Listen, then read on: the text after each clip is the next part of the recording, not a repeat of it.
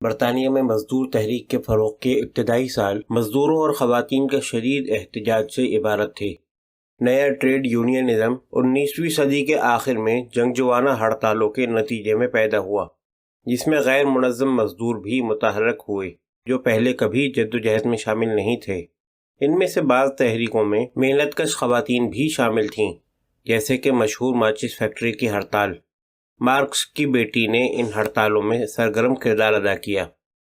درمیانے طبقے کی خواتین حق رائے دہی کے لیے روز افزوں احتجاج کر رہی تھیں، تاہم انہیں صرف رسمی برابری حاصل کرنے میں دلچسپی تھی اور وہ اپنے طبقے سے تعلق رکھنے والی جائیداد کی مالک خواتین کے لیے ووٹ کا حق حاصل کرنے میں ہی خوش تھیں۔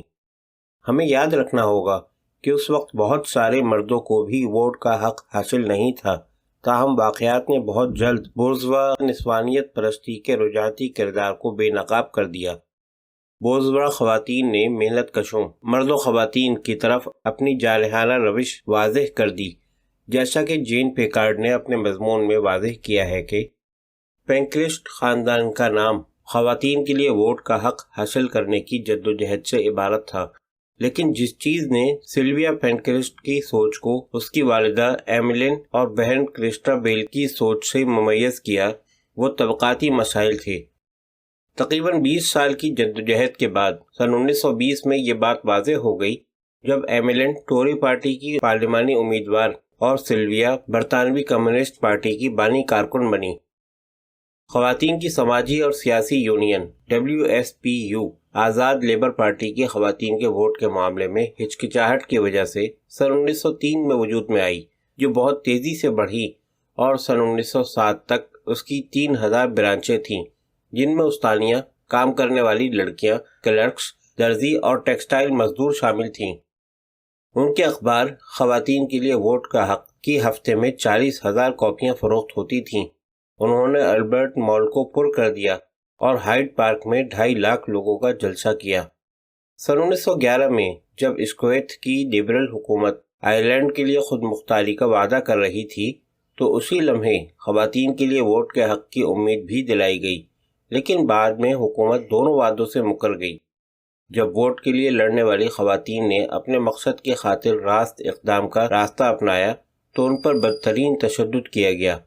مار پیٹ، گرفتاریاں اور وحشیانہ تشدد کے ذریعے زبردستی کھانا کھلانا۔ اس مہم کو زیادہ تر درمیانے طبقے کی خواتین نے منظم کیا تھا، لیکن بورژوا خواتین کی طرف سے کھڑکیاں توڑ احتجاج کرنے کے طریقہ کار سے کچھ بھی نہیں ہوا۔ حکمران طبقہ سختی سے خواتین کے ووٹ کے حق کے خلاف رہا۔ خواتین کے حقوق کی تحریک کے لیے حقیقی راستہ یہ تھا کہ وہ مزدور تحریک کے ساتھ جڑ جائے، جو اس وقت سرمایہ داروں کے ساتھ سخت جنگ کی کیفیت میں تھے۔ یہ وہ وقت تھا جب برطانیہ میں طبقاتی کشمکش ابھر رہی تھی، ٹرانسپورٹ اور گودی کے مزدوروں کی وسیع ہڑتالیں چل رہی تھیں۔ لبرل اسکویتھ نے جنوبی ویلز میں کارکنوں کی ہڑتال ختم کرنے کے لیے فوج بھیج دی۔ خواتین کی تحریک کے ایک حصے نے کچھ کامیابی کے ساتھ اسے جاری رکھنے کی کوشش کی۔ سلویا پینکرسٹ نے مشرقی لندن کی محنت کش خواتین میں احتجاج اور پروپیگنڈے کا راستہ اپنایا۔ جنوبی لندن برمونٹ سے ساؤتھ واک پارک میں ایک بڑی میٹنگ کے دوران مقامی فیکٹریوں اور ورکشاپ سے 15,000 مزدور غذائی فیکٹری کی ہڑتال کرنے والی خواتین کے ساتھ مل گئے۔ انہوں نے تنخواہ میں اضافے اور ووٹ کا مطالبہ کیا۔ یہی صحیح راستہ تھا، یعنی طبقاتی جدوجہد کے ہتھیار کے ذریعے معاشی مطالبات کو سیاسی مطالبات، خصوصاً خواتین کے لیے ووٹ کا حق کے ساتھ جوڑا جائے۔ مختلف طبقاتی نقطہ نظر کی وجہ سے خواتین کے حق رائے دہی کی تحریک کے ساتھ ساتھ پینکرسٹ خاندان میں بھی پھوٹ پڑ گئی۔ جنوری سن 1916 میں جنگ سے چند مہینے پہلے سلویا کو اپنی ماں ایمیلین اور بہن کرسٹا بیل سے ملنے کے لیے پیرس میں بلایا گیا۔ کرسٹا بیل پیرس میں آرام دہ جلاوطنی کی زندگی میں اچھی صحت کی تصویر تھی، جبکہ سلویا قید اور بھوک ہڑتال سے خستہ حال تھی۔ سلویا کی طبقاتی موقف کے برعکس اس کی بہن کرسٹا بیل نے WSPU کی مردوں کی تمام پارٹیوں سے خود مختاری پر زور دیا۔ کرسٹا بیل نے مطالبہ کیا کہ مشرقی لندن کی فیڈریشن کو WSPU سے نکال دیا جائے۔ اس کا مطلب یہ تھا کہ خواتین کی حق رائے دہی کی تحریک سے محنت کش خواتین کو نکال دیا جائے۔ اس گھمنڈی درمیانے طبقے نے دلیل پیش کی کہ مشرقی لندن کی فیڈریشن کے پاس جمہوری آئین ہے اور محنت کش خواتین پر زیادہ انحصار کرتی ہے۔ ایسا لگتا ہے کہ ان کی والدہ نے مصالحت کی کوشش کی، لیکن کرسٹا بیل واضح علیحدگی پر مصر تھی۔ اس طرح جنوری سن 1914 میں مشرقی لندن کی فیڈریشن کو WSPU سے الگ ہونے پر مجبور کیا گیا اور ایک الگ تنظیم مشرقی لندن کی فیڈریشن برائے حق رائے دہی خواتین بنائی گئی۔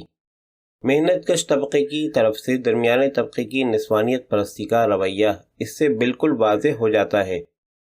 جان پیکارڈ کہتا ہے کہ WSPU میں یہ پھوٹ برطانوی سماج میں عمومی تضادات کی عکاسی کر رہی تھی۔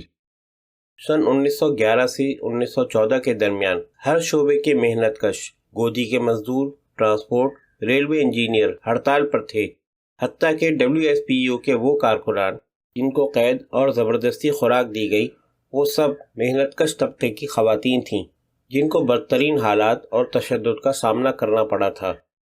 یہاں بھی بنیادی سوال طبقاتی تھا۔ خواتین کے حق رائے دہی کی تحریک میں پھوٹ بورژوا نسوانیت پرستوں کی محنت کش خواتین سوشلزم مزدور تحریک کی طرف سے حقیقی رویے کی غمازی کرتی ہے۔ یہاں ہمیں صاف نظر آتا ہے کہ مرد بمقابلہ زن کا نعرہ ہمیں کہاں لے جا سکتا ہے۔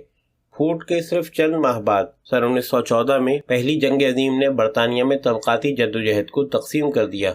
خواتین کے ووٹ کی تحریک کی باغی ایملن اور کرسٹا بیل جلد ہی سوشل شاونسٹ بن گئیں۔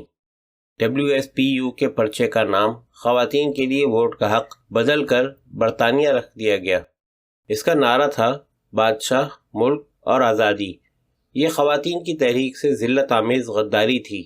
یہ بورژوا نسوانیت پرستی کی حقیقی فطرت کو واضح کرتی ہے اور اس خلیج کو بھی واضح کرتی ہے جو اسے محنت کش طبقے اور سوشلزم سے الگ کرتی ہے۔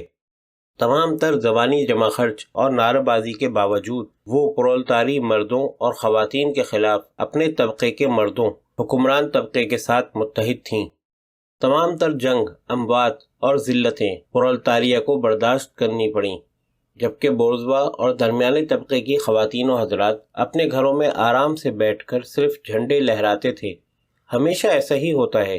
سلویا پینکرسٹ کو یہ اعزاز حاصل ہے کہ اس نے جنگ کی مخالفت کی اور فیکٹریوں میں ان خواتین کے لیے مساوی اجرت کے لیے مہم شروع کی جن کو محاذ پر بھیجے گئے مردوں کی جگہ بھرتی کیا گیا تھا۔ اس نے ایک پرچہ نکالا جس کا نام دی ورکرز ڈریڈ ناؤٹ تھا۔ بعد میں وہ کمیونسٹ پارٹی میں شامل ہوئی اور الٹرا لیفٹ موقف اختیار کیا۔ اس کی مارکسزم کی سمجھ بوجھ بہت محدود تھی، لیکن کم از کم اس نے ایک طبقاتی موقف اختیار کرنے کی کوشش تو کی۔ سن 1916 میں 30 سال سے زائد عمر کی برطانوی خواتین نے ووٹ کا حق حاصل کر لیا۔ یہ خواتین کی حق رائے دہی کی تحریک کے طریقہ کار کے نتیجے میں نہیں ہوا، بلکہ انقلاب روس اور پہلی جنگ عظیم کے بعد ابھرنے والی انقلابی تحریک کے نتیجے میں ممکن ہوا، جس نے برطانوی حکمرانوں کو ہلا کر رکھ دیا تھا اور وہ مراعات دینے پر مجبور ہوئے۔ یہاں بھی یہ بات واضح ہوئی کہ اصلاحات انقلاب کی ضمنی پیداوار ہوتی ہیں۔